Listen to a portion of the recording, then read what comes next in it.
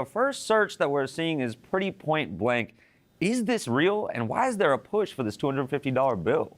It is not real right now. In fact, currently the law, Ashin, states that no living president can have their face on U.S. currency. But yesterday, the Treasury Secretary said that they're preparing for the possibility if Congress does, in fact, pass legislation authorizing a special Trump dip bill. So the Treasury Secretary yesterday said this is all in the hands of Capitol Hill, but they prepared things in advance. If Congress successfully changes this law, President Trump would be the first living person to appear on currency in more than 150 years. Yeah, Selena, does Congress actually have to approve the use of President Trump on the currency and approve the currency altogether?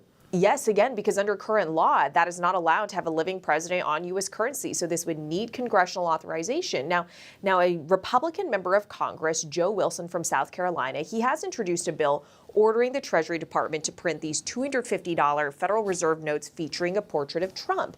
That bill has 15 Republican co-sponsors, and Ashin, that is not a lot for a piece of legislation that was introduced more than a year ago. It's been stuck in the House Financial Services Committee for more than a year, and again, it would still have to pass the Senate even if it passes the House before it gets to President Trump's desk, so it could still be a long road ahead for attempts to get the president's face on a $250 bill. Yeah, Selena, in line with that thought, just how does this fit into the trend of Trump trying to put his mark on things as president? Look, we've seen the president try to put his face, his name on various institutions, on various commemorative buildings, various commemorative items. For instance, there's been discussion about having Trump's face on a special passport, a commemorative coin, his name being added to the Kennedy Center, and the U.S. Institutes of Peace. The list goes on. Yeah, Selena, you just mentioned the Kennedy Center. We just had some breaking news that there's been some information on Trump and the Kennedy Center. What do we know about this? Yeah, so just moments ago, a federal judge ruled that President Trump cannot have his name